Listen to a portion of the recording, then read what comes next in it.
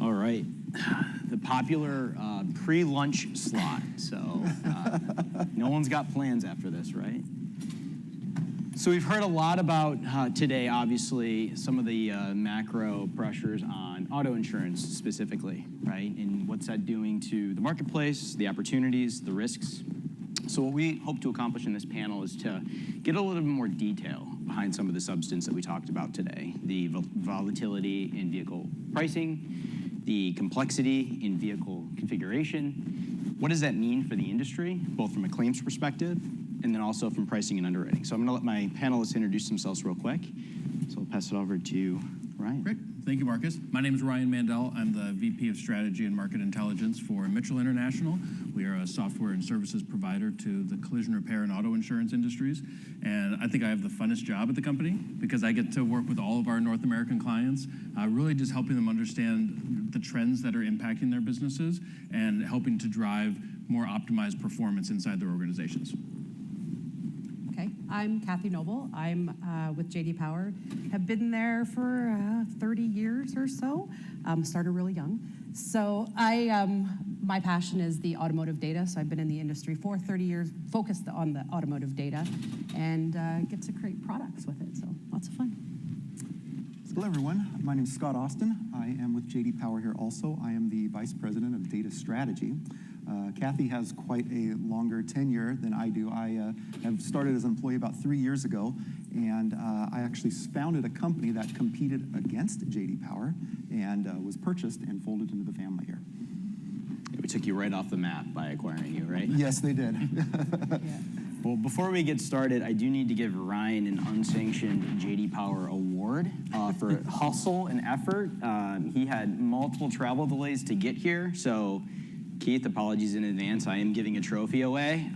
Just don't tell marketing, but yes, thank you for making it, and I think it's going to be a great conversation. Our prior pieces, both Debbie's presentation on the impact of the vehicle complexity on claims, and certainly getting into the JD Power data on vehicle pricing, and both from a new car perspective and used car, the chaos that's really unfolded 2020 till now, and the volatility that's created to the industry. So we're going to start with what's broken, because there's a lot of what's broken. So we're going to start.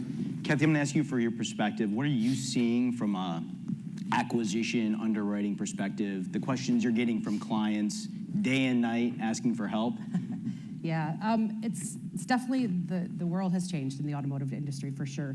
One of the challenges that we have today is the amount of vehicles on the road. The OEMs are trying to build all these EV vehicles, but they're not reducing all of their gas vehicles. So you basically have double the vehicles on the road.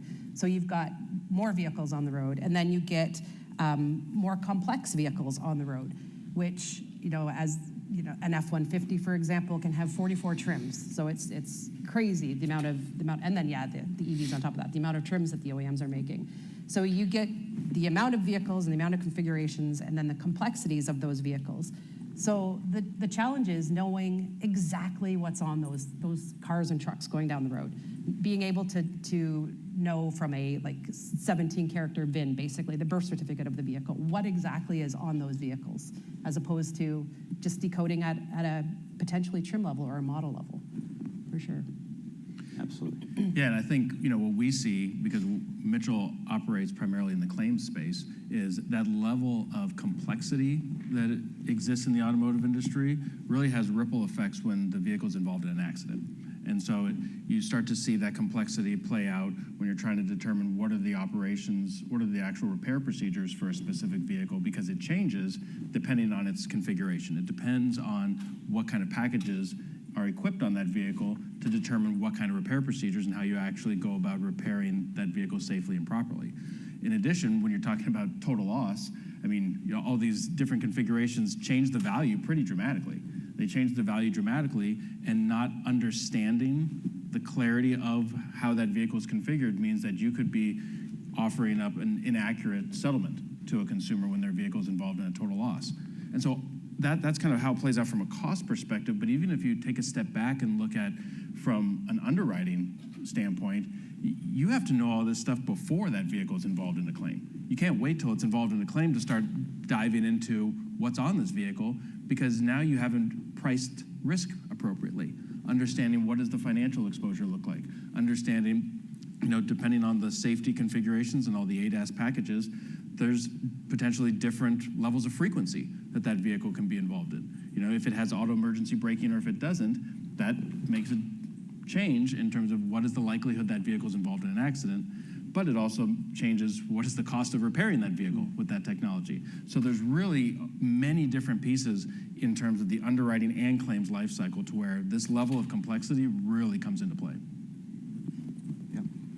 I thought I'd start off with a couple of statistics about J.D. Power's VIN data and the amount of decodes that we do.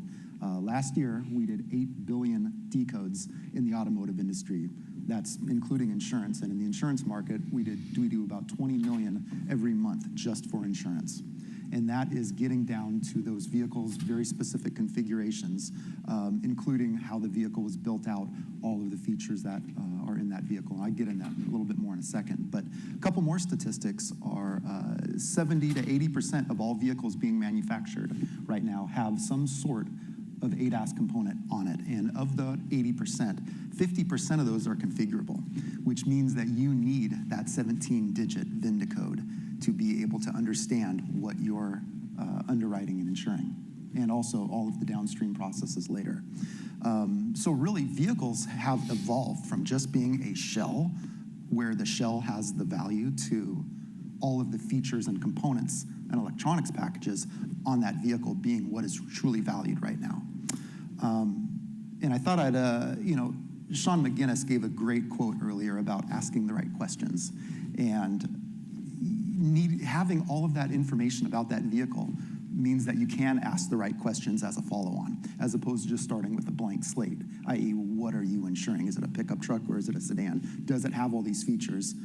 Where if you have all of the VIN data back-ended, all of that is already filled out for you, and it's already a known quantity moving into quoting and all of the downstream processes. And I thought I'd just take a quick little moment here and give a little infomercial about J.D. Power's data capabilities and what that really means. So we have researchers of about 100 people that do nothing but interrogate the option codes, the ordering sheets, the features with all of our OEM partnerships, and we have a common language of all of the vehicle's capabilities. So a lane keeping assist is a lane keeping assist no matter what the OEMs call it, because they all call it something different. And I don't know if anybody here in this room could read a OEM's marketing material and truly understand at what level the lane keeping assist based on OEM data. So we take all of that information and we normalize it. We put it into a common language.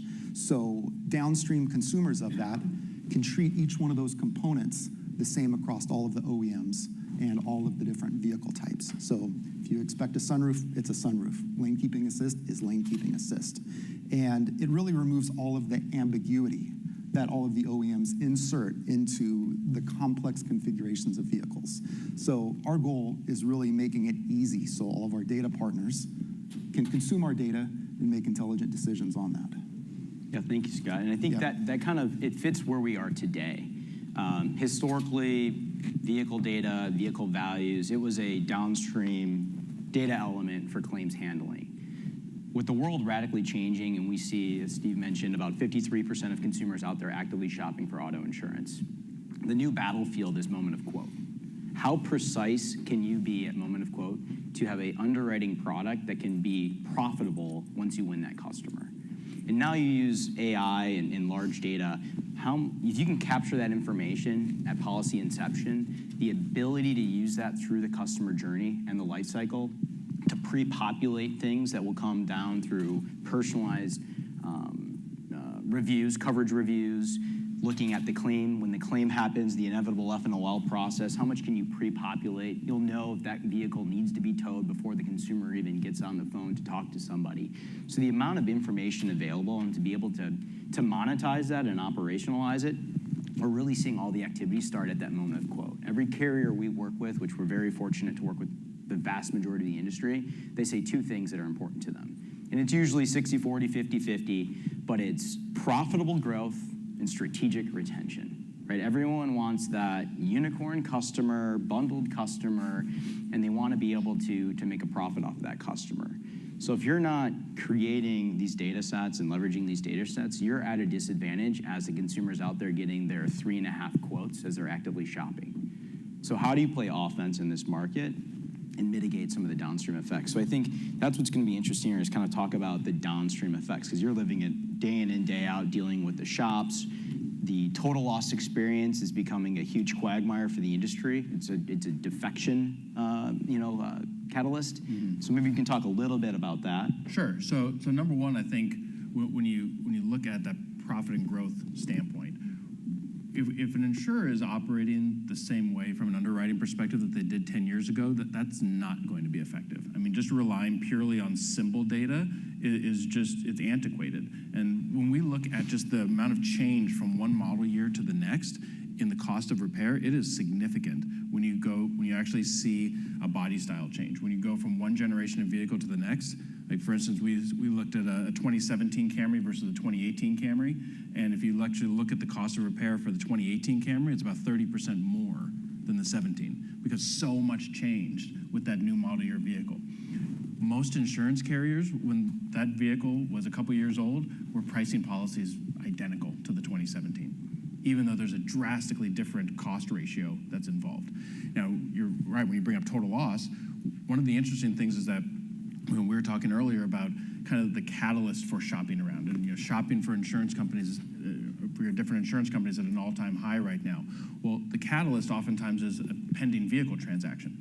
If you're buying a vehicle, or if you're replacing a vehicle. So right now, total loss frequency is at an all-time high. I mean, we're nearing 25% of claims result in a total loss. And so that's a catalyst right there. That means that you are going to be replacing a vehicle. And so, especially if you're not very satisfied with the settlement value that your insurance company gave you, now you essentially just threw fire on that situation. So a catalyst already existed, now you made it worse by not having accurate data that's going to give you the accurate settlement value. So really there's a lot of stress and a lot of hurdles to clear in the total loss situation right now. Yeah, and I think just to jump in for a second, so another commercial for the Sullivan Conference, great conference 2 weeks ago.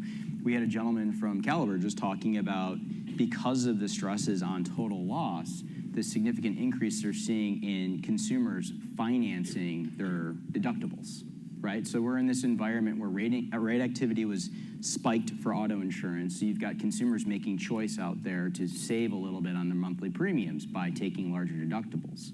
Now you're stacking the deck and having this negative experience where their vehicle values are divergent from when they acquired that vehicle at total of loss, and then they're sitting there with this hefty deductible that they have to finance. One of the risks that we were just talking about and seeing with the proliferation of the ADAS features is, and Mark will touch on this later in some of the claims data, we're seeing folks not filing a claim, not getting a repair. So what does that mean when I've got an ADAS that's not repaired, and I have a sensor off that's not calibrated? Now you've got this asset on the road, not fully repaired to OEM standards or calibrated and configured. I think, Ryan, you're saying is like 40% out there potential exposure. Think what that does on your books, right? So you have all of this information, and unless you're, again, capturing that, cataloging it, and utilizing it, these are blind spots that at some point in time will show up.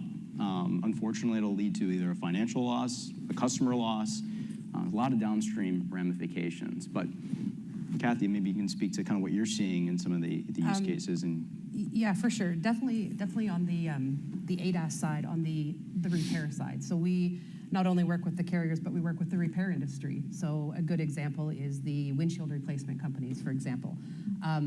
We're just showing a slide here of all the hidden features of a vehicle. So this is an example of ADAS features, right? So you potentially could ask your person coming for a quote, if they have these features on the car, they might not know it because they're essentially hidden. So in the repair industry, we work with windshield replacement companies, for example. So 20 years ago, you could get a $300 windshield replaced. Today, that doesn't exist. Today, it's a $3,000 windshield.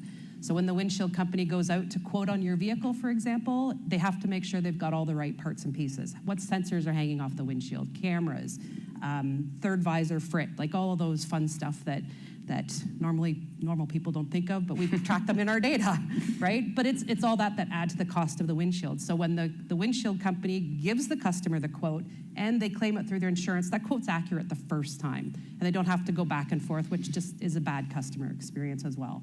So that's definitely one of the challenges that we see with the hidden ADAS features. You know, Kathy, if I was surveyed on all the ADAS features on my vehicle, I don't think I could fill it out correctly. No. I know And I I'm fit in because the my cars industry. are all 12 years old, so they have 0. So it's great. Yeah.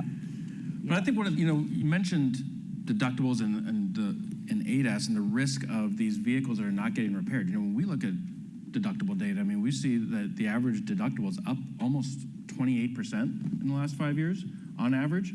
So that tells me that people are making different decisions about their policies. We hear from a lot of the MSOs that they're seeing a lot of customer pay work that's coming through the door, and that's a very different dynamic. And so you're absolutely right. When you think about what that does, it creates additional risk, because if those sensors, these systems are very sensitive, and so if those are disrupted and they're not operating properly, I mean, just a 1 degree difference in a millimeter wave radar sensor creates potentially catastrophic inaccuracies down road. And when we looked at some of that data that was showed earlier about rising, the costs, rising monthly payments and longer loan terms, that's showing me that people are under continual financial stress. So this idea that people are going to reduce their deductibles anytime soon is probably a much longer runway. And so this is going to be something that we're going to be dealing with for some time. Yeah, I think to that end too, we just saw, right, the forecast for new vehicle sales. We got people coming off lease, more new cars hitting the market. Last year alone, over 600,000 vehicle configurations were in those new cars. So 600,000 snowflakes, right, to understand what's exactly on that car, installed, active, passive. That's just going to continue to proliferate. So I think that's where we see, this is a huge risk for the auto insurance industry. And I think given the current environment with AI and using large data sets, normalized large data sets, it's how can you go on the offensive to ensure, again, you're going to have profitable growth and you won't be having the leakage on the back end. So maybe, Kathy, you can talk about maybe another use case not related to the actual repair process or a total loss. Sure. So I guess knowing your ADAS features on your vehicles, or the policies that the policies that you're writing and the ADAS features that are on those vehicles, and minimizing your risk on those. So there's a great example. I'm sure everybody's familiar with the Hyundai Kia class action lawsuit. Engine immobilizers. Using the 17-character VIN, the data shows, and there are certain years where it was a little messy for Hyundai Kia, but the data shows there were some trim levels where it was not available at all.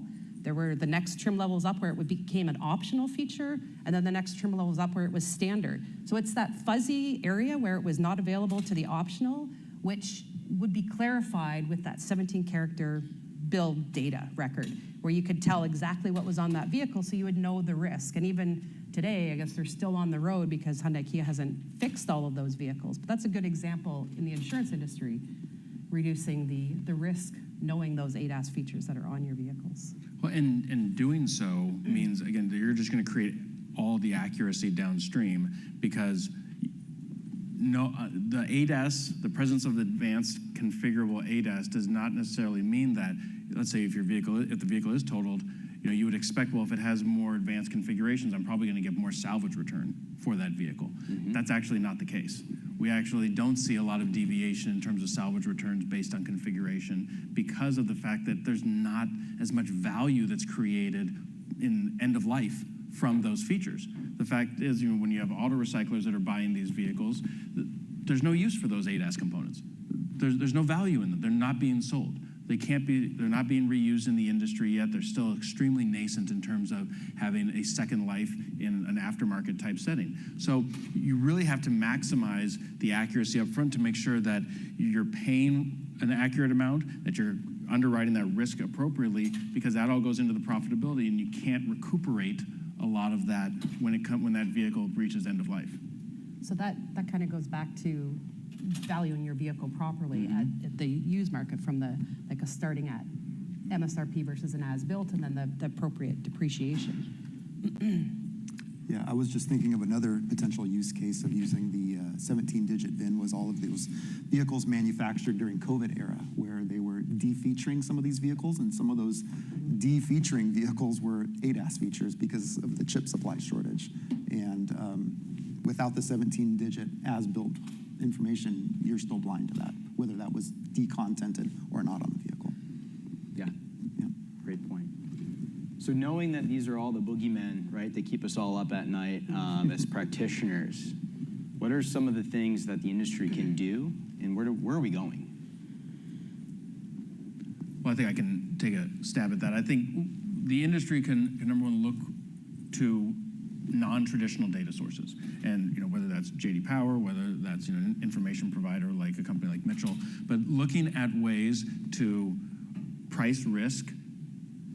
Creatively is the wrong word, but to just get out of the arcane ways that we've always done things, and to challenge your organization to say, well, how do we better understand what is the risk here? What is the profit potential? What is the total addressable market that we're after? And I think you're seeing the companies that are successful right now in the auto insurance space are the ones that are doing that and are taking a more non-traditional underwriting model and putting it into use. So again, there's a number of different ways to look at that, but I think that is going to be the key differentiator, because when you look at what you see on the screen here, this is not going to go backwards. So you're not going to see less features on vehicles anytime soon. We're only moving further and further down the road towards autonomy, and we're going to have the next 20 years where we have a growing VIO, vehicles in operation, more vehicles in operation with more advanced features before we get to kind of this event horizon where autonomy starts to take over. But that's still a couple of decades away from happening. So we have a long time where we have to understand this more accurately and be able to price this risk more succinctly. Yeah, I think we're in this state of hyper-personalization, right? You've got that from the experiential perspective in catering to customer expectations. Certainly carriers now are looking at that at the risk profile, looking at the asset, looking at the car. We've heard looking at the environmental level, so the driving patterns, where these cars are going from point A to point B, where are they garaged at.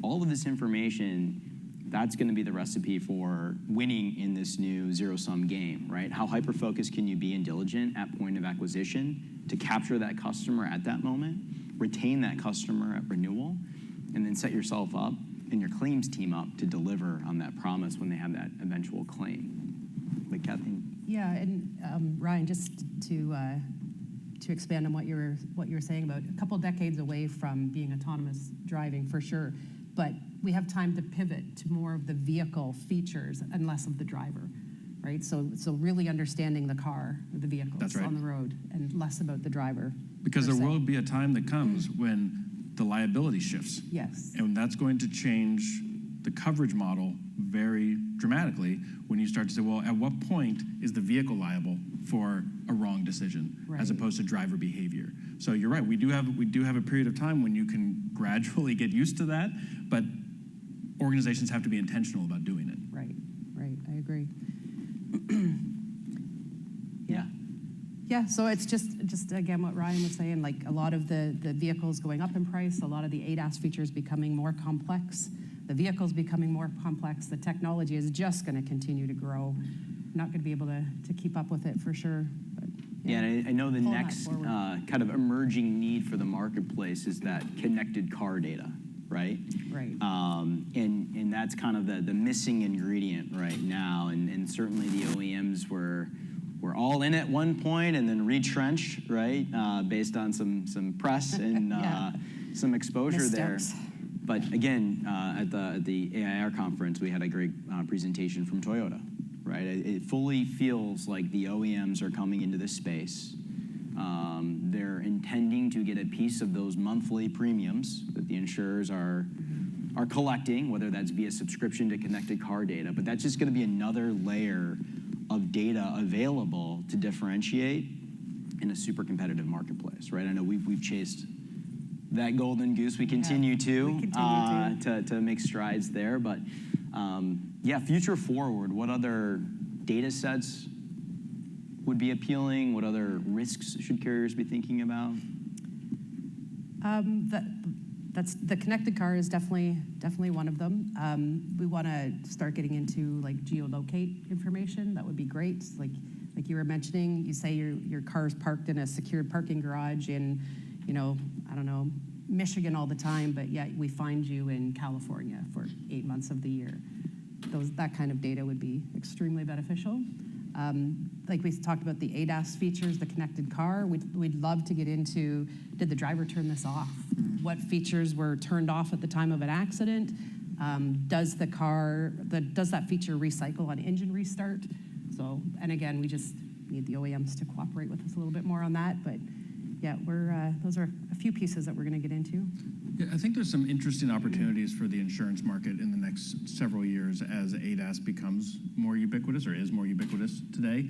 When you look at ways to improve the affordability of insurance for consumers, ADAS actually offers some of those. I mean, you could even say, is there some sort of a policy benefit? Can we offer you some sort of a discount if you're getting some sort of preventive calibration at some point, to make sure that your sensors are working the way they're supposed to be. So again, I think there has to be some level of creativity in terms of addressing some of the needs that are out there in the market, because I think they're there.